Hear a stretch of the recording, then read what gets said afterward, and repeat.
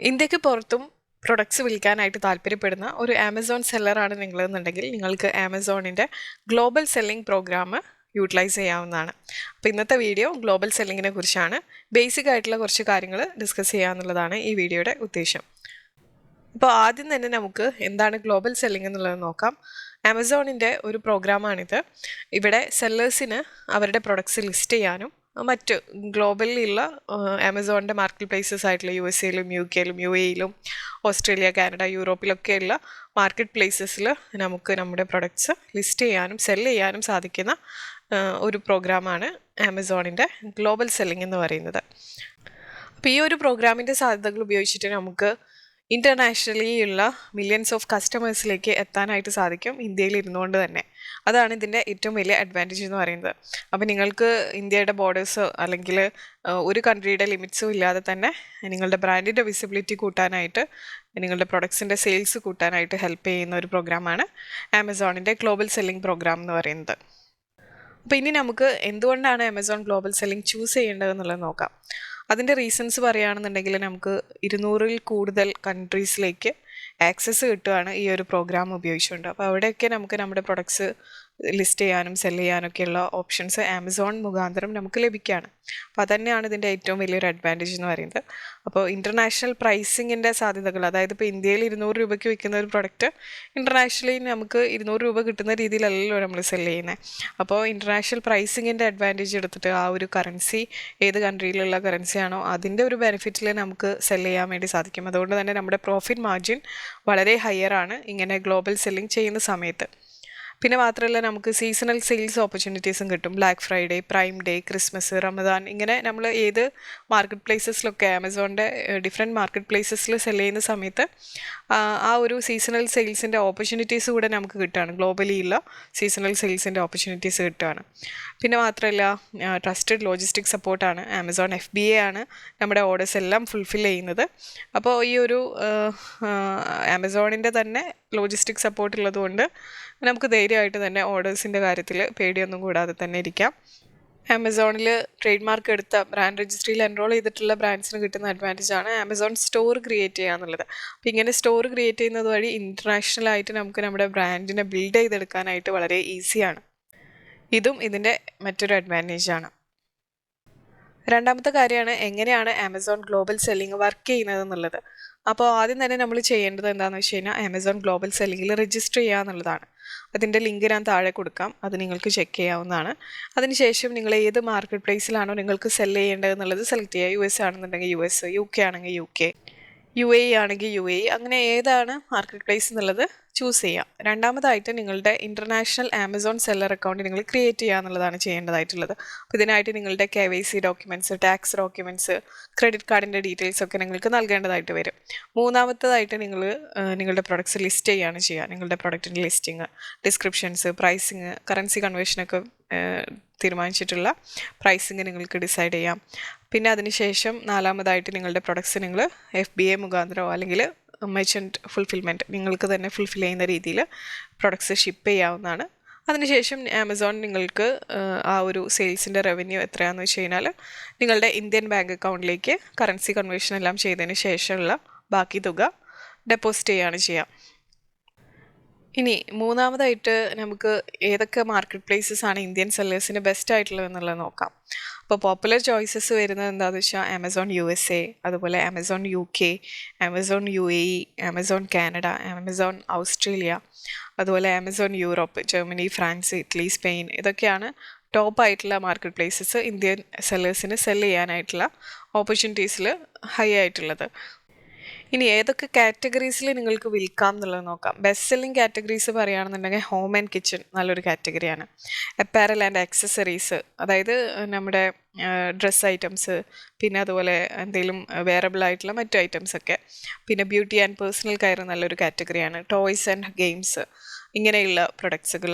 Health and wellness products, electronics products, handicrafts അല്ലെങ്കിൽ hand made items, ഇതെല്ലാം നിങ്ങൾക്ക് best selling ആയിട്ടുള്ള കാറ്റഗറീസാണ്. അപ്പോൾ ഇതിലൊക്കെ പ്രൊഡക്ട്സ് ഉണ്ടെന്നുണ്ടെങ്കിൽ നിങ്ങൾക്ക് ഒരു കൈ നോക്കാവുന്ന മേഖലയാണ് ഗ്ലോബൽ സെല്ലിംഗ് എന്ന് പറയുന്നത്.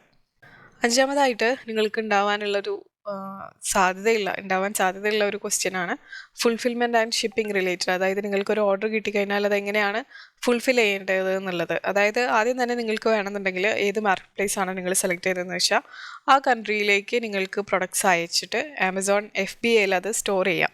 അതായത് ആ കൺട്രിയിൽ ആമസോണിൻ്റെ വെയർ ഹൗസസ് ഉണ്ടാവും. അതിലേക്ക് നിങ്ങൾക്ക് മുൻകൂട്ടി തന്നെ ഇത്ര ഓർഡേഴ്സ് ഏകദേശം എന്നുള്ള രീതിയിൽ ഒരു മാസത്തേക്കോ അല്ലെങ്കിൽ 2 മാസത്തേക്കോ എന്നുള്ള രീതിയിൽ നിങ്ങൾക്ക് മുൻകൂട്ടി തന്നെ അയച്ചിടാം നിങ്ങളുടെ ഇൻവെൻട്രി. അതിനുശേഷം ഓർഡേഴ്സ് വരുന്നതൊക്കെ ആമസോൺ തന്നെയാണ് പാക്ക് ചെയ്യുന്നതും ഷിപ്പ് ചെയ്യുന്നതും കസ്റ്റമർ സർവീസ് കൊടുക്കുന്നതും റിട്ടേൺസ് മാനേജ് ചെയ്യുന്നതും എല്ലാം. അപ്പോൾ നിങ്ങൾക്ക് ഫാസ്റ്ററായിട്ട് ഷിപ്പ് ചെയ്യാൻ പറ്റും. അതുപോലെ പ്രൈം ബാഡ്ജ് കിട്ടും നിങ്ങളുടെ ലിസ്റ്റിങ്സിന്. ഇതൊക്കെയാണ് FBAയിൽ വെച്ചിട്ട് നിങ്ങളുടെ ഓർഡേഴ്സ് ഫുൾഫിൽ ചെയ്യുകയാണെന്നുണ്ടെങ്കിലുള്ള അഡ്വാൻറ്റേജസ് പറയുന്നത്. ഇനി അതല്ലാതെ മറ്റൊരു ഓപ്ഷനാണ് MFN എന്ന് പറയുന്നത്, അതായത് മെർച്ചൻറ്റ് ഫുൾഫിൽഡ് നെറ്റ്വർക്ക് എന്ന് പറയുന്നത്. ഇവിടെ എങ്ങനെയാണെന്ന് വെച്ച് കഴിഞ്ഞാൽ നിങ്ങൾ തന്നെയാണ് നിങ്ങളുടെ പ്രൊഡക്ട്സ് സ്റ്റോർ ചെയ്യുന്നത്. അപ്പോൾ നിങ്ങൾക്ക് എന്ത് ചെയ്യാം, നിങ്ങൾക്ക് തന്നെ ഒരു ഓർഡർ ഇൻ്റർനാഷണൽ ഓർഡർ വന്നു എന്നുണ്ടെങ്കിൽ ഇവിടെ നിന്ന് അത് പാക്ക് ചെയ്ത് ഇൻ്റർനാഷണൽ കസ്റ്റമേഴ്സിന് ഷിപ്പ് ചെയ്യാം. അപ്പോൾ ഇതാവുമ്പോൾ നിങ്ങൾക്ക് കൂടുതൽ കൺട്രോൾ കിട്ടും. ഫീസ് കമ്പാരിറ്റീവ്ലി ലോ ആയിരിക്കും, പക്ഷേ ലോജിസ്റ്റിക്സിൻ്റെ കംപ്ലീറ്റ് റെസ്പോൺസിബിലിറ്റി നിങ്ങളുടെ അടുത്താണ്. അതായത് എങ്ങനെ അത് അയക്കണം, അത് അയക്കുമ്പോൾ ഉണ്ടാകുന്ന പ്രശ്നങ്ങൾ, ഇതെല്ലാം നിങ്ങൾ തന്നെയാണ് കംപ്ലീറ്റ് റെസ്പോൺസിബിൾ ആവുന്നത്. അടുത്തത് payments and currency conversion related ആയിട്ടുള്ള ചില കാര്യങ്ങൾ പറയാം. അതായത് പേയ്മെൻറ്റ്സ് എല്ലാം INR ആയിട്ടാണ് നിങ്ങൾക്ക് സെറ്റിൽ ചെയ്യുക. അതായത് നിങ്ങളുടെ ഇന്ത്യൻ ബാങ്ക് അക്കൗണ്ടിലേക്ക് ഡയറക്റ്റ്ലി അയക്കുകയാണ് ചെയ്യുക. അപ്പോൾ നിങ്ങളത് റിസീവ് ചെയ്യുന്നത് ഇന്ത്യൻ റുപ്പീസ് ആയിട്ട് തന്നെ ആയിരിക്കും. ആമസോൺ കറൻസി കൺവേർഷൻ സർവീസസ് ആയിട്ടുള്ള world first, Pioneer, Amazon currency കൺവേർട്ടറൊക്കെ ആയിട്ട് ടൈപ്പാണ്. അപ്പം അത് മുഖാന്തരം ആയിരിക്കും നിങ്ങളുടെ കറൻസി കൺവേർഷൻ നടക്കുന്നത്. നിങ്ങൾക്കൊരു ഓർഡർ കംപ്ലീറ്റ് ആയി കഴിഞ്ഞാൽ അതിൻ്റെ ഒരു 7 to 14 ഡേയ്സിനകത്താണ് പേയ്മെൻറ്റ്സ് റിസീവ് ആവുന്നത്. ഇനി ഗ്ലോബൽ സെല്ലിംഗ് ചെയ്യാനായിട്ട് എന്തൊക്കെ ഡോക്യുമെൻറ്റ്സ് അല്ലെങ്കിൽ എന്തൊക്കെ കാര്യങ്ങൾ വേണം എന്നുള്ളതിനെ പറ്റി പറയുകയാണെന്നുണ്ടെങ്കിൽ IEC, അതായത് ഇമ്പോർട്ട് എക്സ്പോർട്ട് കോഡ് നിങ്ങൾക്ക് കമ്പൽസറി ആയിട്ട് എക്സ്പോർട്ട് ചെയ്യാനായിട്ട് ആവശ്യമാണ്. പിന്നെ അതുപോലെ പാൻ കാർഡ്, GST അപ്ലിക്കബിൾ ആണ്, അത് വേണം. പിന്നെ ബാങ്ക് അക്കൗണ്ട്, ഇന്ത്യയിലെ ഒരു ബാങ്ക് അക്കൗണ്ട് നിർബന്ധമായിട്ടും വേണം. പിന്നെ KYC ഡോക്യുമെൻറ്റ്സ്, നിങ്ങളുടെ KYC വെരിഫിക്കേഷൻ ആവശ്യമായിട്ടുള്ള ഡോക്യുമെൻറ്റ്സ് എല്ലാം വേണം. എട്ടാമതായിട്ട് പ്രൈസിങ്, അതായത് ഫീസ്, കോസ്റ്റ് എന്തൊക്കെയാണെന്നുള്ളതിനെ പറ്റിയിട്ട് കുറച്ച് ഡീറ്റെയിൽസ് പറയാം. ഓരോ മാർക്കറ്റ് പ്ലേസിനെ ഡിപ്പെൻസ് ആണ് സബ്സ്ക്രിപ്ഷൻ ഫീസ് വരുന്നത്. അതായത് മാസം നിങ്ങൾക്ക് ആമസോണിൻ്റെ ആ ഒരു മാർക്കറ്റ് പ്ലേസിൽ സെല്ലറായിട്ട് തുടരുന്നതിന് ഒരു സബ്സ്ക്രിപ്ഷൻ ഫീ വരാനായിട്ടുള്ള സാധ്യതകളുണ്ട്. എല്ലാ മാർക്കറ്റ് പ്ലേസസിലും ഇല്ല, അത് ഓരോ മാർക്കറ്റ് പ്ലേസിലും ഡിഫറെൻ്റ് ആയിട്ടാണ് വരിക. അപ്പോൾ ആ ഒരു സബ്സ്ക്രിപ്ഷൻ ഫീ ചിലപ്പോൾ നിങ്ങൾ പേ ചെയ്യേണ്ടതായിട്ട് വരും. ഇല്ലയെന്നുണ്ടെങ്കിൽ ചില മാർക്കറ്റ് പ്ലേസസിലൊന്നും അതില്ല. അതുകൊണ്ട് നിങ്ങൾ ചെക്ക് ചെയ്യേണ്ടിയിരിക്കുന്നു ഏത് മാർക്കറ്റ് പ്ലേസിൽ എത്രയാണ് സബ്സ്ക്രിപ്ഷൻ ഫീ വരുന്നത് ആമസോണിൻ്റെ എന്നുള്ളത്. അപ്പോൾ അതിന് പുറമേ പിന്നെ നിങ്ങൾക്ക് വരുന്ന ഫീസ് എന്ന് പറയുന്നത് റെഫറൽ ഫീസാണ്. അതായത് കാറ്റഗറി വൈസ് ആമസോണിൻ്റെ കമ്മീഷൻ എത്രയാണ് പോകുന്നത് പേഴ്സൺ വൈസ് എന്നുള്ളത് അത് ചെക്ക് ചെയ്ത് കഴിഞ്ഞാൽ നിങ്ങൾക്ക് മനസ്സിലാവും. അപ്പം ആ ഒരു റെഫറൽ ഫീസ് വരും. അപ്പോൾ സബ്സ്ക്രിപ്ഷൻ ഫീസായി, റെഫറൽ ഫീസായി.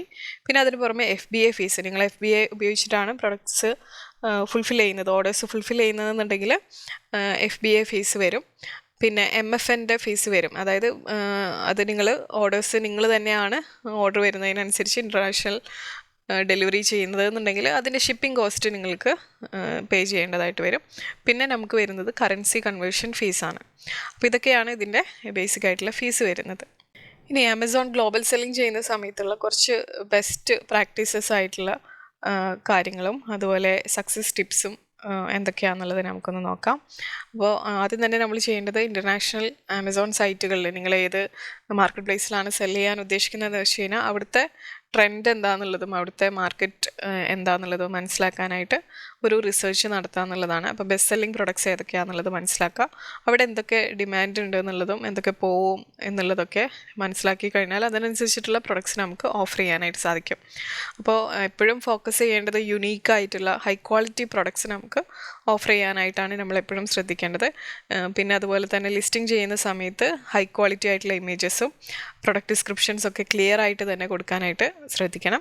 അപ്പോൾ നിങ്ങളുടെ ലിസ്റ്റിങ്സ് റിലവൻ്റ് ആയിട്ടുള്ള കീവേഡ്സ് ആഡ് ചെയ്യാനും പ്രത്യേകം ശ്രദ്ധിക്കണം. എന്നാൽ മാത്രമേ ഗ്ലോബൽ കസ്റ്റമേഴ്സിന് അത് എത്തുകയുള്ളൂ. പിന്നെ നിങ്ങൾക്ക് ഇൻ്റർനാഷണൽ ഡീൽസിൽ, ഫെസ്റ്റിവ് ഓഫേഴ്സിലൊക്കെ പാർട്ടിസിപ്പേറ്റ് ചെയ്യാം. അപ്പോൾ അതും നല്ലൊരു റീച്ച് നിങ്ങൾക്ക് കിട്ടാനായിട്ട് സഹായിക്കുന്ന കാര്യമാണ്. പിന്നെ അതുപോലെ തന്നെ നമുക്ക് ചെയ്യാവുന്ന കാര്യമാണ് ആമസോണിൻ്റെ അഡ്വർടൈസിങ് ടൂൾസ് ഉപയോഗിക്കുക എന്നുള്ളത്. അതിൻ്റെ സാധ്യതകളെല്ലാം ഉപയോഗപ്പെടുത്തി കഴിഞ്ഞാൽ നമുക്ക് കൂടുതൽ വിസിബിലിറ്റി കിട്ടും. അപ്പോൾ നമ്മുടെ ബ്രാൻഡ് കൂടുതൽ പേരിലേക്ക് എത്തും, നമുക്ക് കൂടുതൽ സെയിൽസ് കിട്ടും. ആമസോൺ ഗ്ലോബൽ സെല്ലിംഗ് ചെയ്യാൻ നിങ്ങൾക്ക് താല്പര്യമുണ്ടെന്നുണ്ടെങ്കിൽ അതിൻ്റെ എല്ലാ സർവീസസും ഞങ്ങൾ പ്രൊവൈഡ് ചെയ്യുന്നുണ്ട്. അതിനായിട്ട് ഡിസ്ക്രിപ്ഷൻ ബോക്സിലെ നമ്പറിൽ നിങ്ങൾക്ക് കോൺടാക്റ്റ് ചെയ്യാവുന്നതാണ്.